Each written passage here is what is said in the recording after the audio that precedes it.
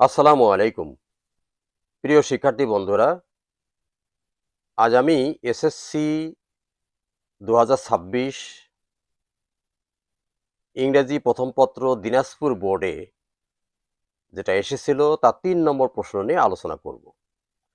তোমরা জানো দিনাজপুর বোর্ডে যে প্যাসেজটি এসেছিল তা হলো traditional childhood pastimes of climbing trees and playing conkers are on decline.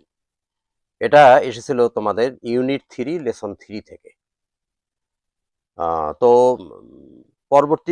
পরপর দুটি ভিডিওতে আমি ১ নম্বর এবং ২ নম্বর প্রশ্ন নিয়ে আলোচনা করেছি। আজ আমি ৩ নম্বর প্রশ্ন নিয়ে আলোচনা ৩ নম্বর প্রশ্নে একই প্যাসেজ থেকে ৩ নম্বর প্রশ্ন দেওয়া হয়েছে।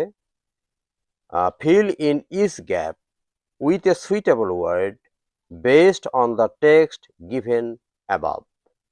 উপরে দেয়া টেক্সট অনুসারে সঠিক শব্দ বাছাই করে শূন্যস্থান পূরণ করো। তাহলে আমরা আসো পড়ে দেখি আসলে কি দেয়া আছে এখানে। আচ্ছা, the author of the passage has expressed a deep a dash on the decline of the traditional childhood b dash full stop. তাহলে এখানে কথাটা এভাবে বলা হয়েছে, the author of the passage এর যে অথার যে লেখক has expressed প্রকাশ করেছেন, ব্যক্ত করেছেন, এ ডিপ এ ড্যাশ গভীর শূন্যস্থানে যেটা হবে মূলত উদ্বেগ হবে, এ জাতীয় গভীর উদ্বেগ on the decline of the traditional childhood B dash. তাহলে তোমরা জানো মূলত এই আলোচনাটা প্রথাগত শৈশবকালীন অবসর বিনোদন নিয়ে, কাজেই এখানে বিতে প্যাস্ট টাইমটা হবে। কাজেই তাহলে আমরা শুরু করি। তাহলে এতে কি হবে? তাহলে এতে হবে ডিপ কনসার্ন। কনসার্ন মানে উদ্বেগ।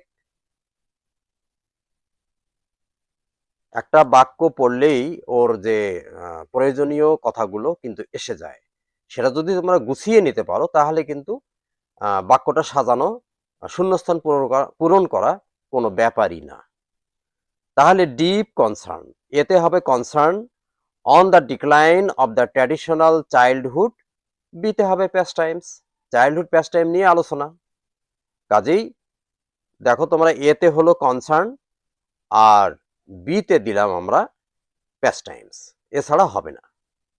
আচ্ছা, today's children are staying themselves, আজকালকার শিশুরা আর স্টেইং, স্টেইং মানে কি অবস্থান করছে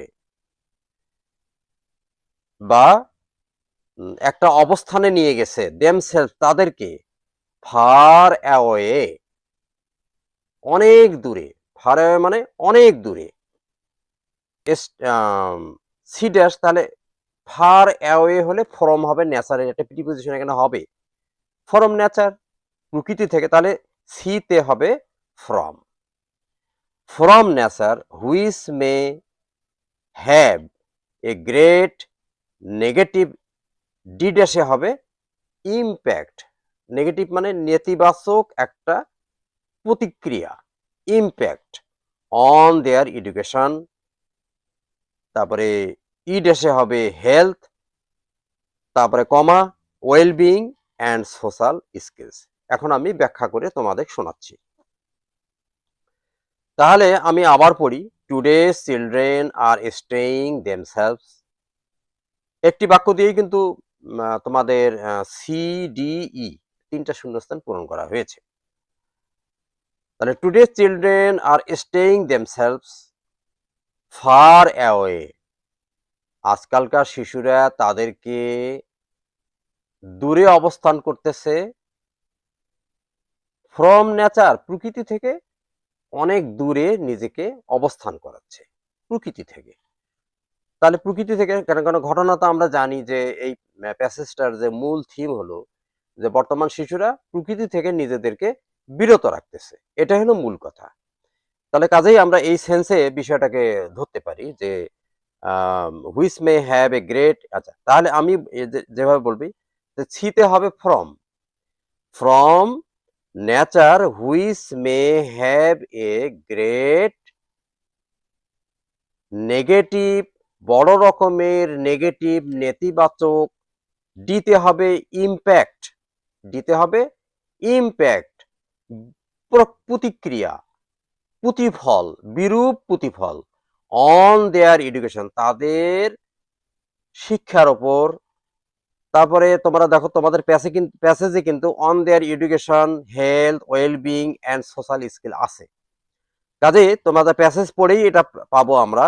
অন দেয়ার এডুকেশন, ইতে আছে ড্যাশ, ইতে হবে ন্যাচারালি হেলথ, যেহেতু প্যাসেজে হেলথ আছে কথাটা। আচ্ছা, হেলথ মানে স্বাস্থ্য। তারপরে ওয়েলবিং, ওয়েলবিং মানে কি? সমৃদ্ধি। এই যে ওয়েলবিং আছে দেখো, ওয়েলবিংটা হলো সমৃদ্ধি। অ্যান্ড সোশ্যাল স্কিলস, সামাজিক দক্ষতা। সোশ্যাল স্কিলস, সামাজিক দক্ষতা, অর্থাৎ একজন ছাত্রের জন্য যে 4টি জিনিসের প্রয়োজন, সে 4টি জিনিসের কথা এখানে বলা হয়েছে। অর্থাৎ গ্রেট নেগেটিভ, ডিতে ইম্প্যাক্ট অন দেয়ার এডুকেশন, তাদের শিক্ষা। হেলথ, দিতে হবে, ইতে হবে হেলথ, তাহলে হেলথ হলো স্বাস্থ্য।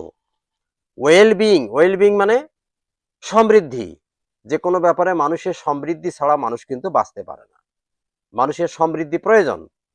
আচ্ছা, অ্যান্ড সোশ্যাল স্কিলস, এবং সামাজিক দক্ষতা।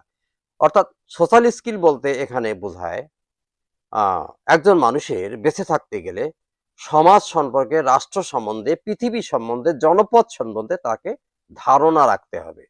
তো বর্তমান যুগের ছেলেপেলেরা এ ব্যাপারে খুবই অগ্রগামী, কিন্তু প্রকৃতির সাথে ডিটাচ থাকলে তারা কিন্তু এই সমস্ত জিনিস থেকে বঞ্চিত হবে, এই কথাটাই এখানে বলতে চেয়েছে। তাহলে আশা করা যায় তোমরা শূন্যস্থান A B C D E তে কি হবে তোমরা সেটা বুঝতে পারলে অর্থসহ। তো আজ এ পর্যন্তই, ধন্যবাদ, খোদা হাফেজ।